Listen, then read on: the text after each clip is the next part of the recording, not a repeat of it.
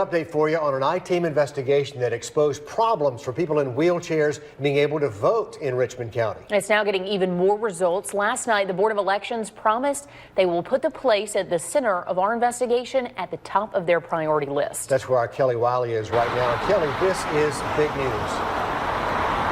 It is big news, Richard and Laura. Last night, the Board of Elections director essentially said at the top of their priority list that they're going to send to the engineering department is this spot, Christenberry Fieldhouse. They say it's going to be a top priority, and a Georgia State rep that was at the meeting agrees that it should be. He sat in the back as a man with years of experience as a Georgia State representative, but he hasn't been in this seat for very long. Because I don't know it all. Now, you've got to remember, I'm just only less than 2 years into this. 2 years into his life in a wheelchair, that is. Peripheral artery disease left State Representative Wayne Howard with no choice but to amputate both his legs. He had no idea Augusta's sidewalks had so many cracks. If you're riding in your wheelchair, you literally, some of them, you can't even roll over. And that's because we're an older city. You know, we're not a new city, we're an older city. And I understand that. But somewhere along the way, we've got to catch up with those areas like that and make it accessible. We showed him our I-team investigation where we walked the risky route Augusta University student Ashley Jackson rode weekly. Oh, that's unacceptable there. This was his reaction. Wow.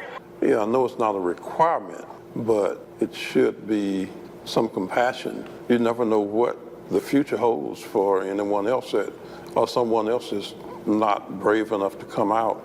In a meeting just last night, the Board of Elections director had this to say about the sidewalk conditions around Christenberry.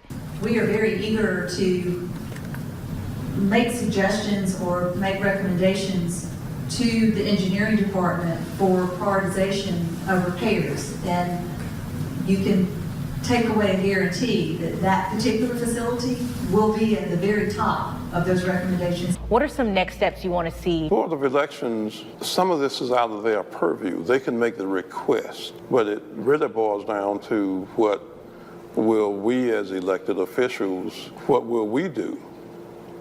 I think it's a question of what will we request or see what can be funded. Fascinating stuff. Of course, all of those changes take a lot of money. Where do we go from here to fund all of that?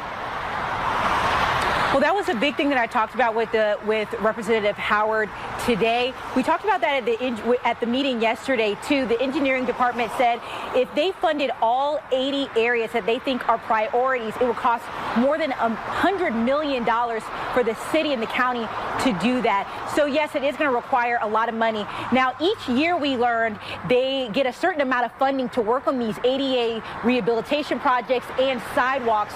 Right now, we're going through documents to see how they spent that money this year.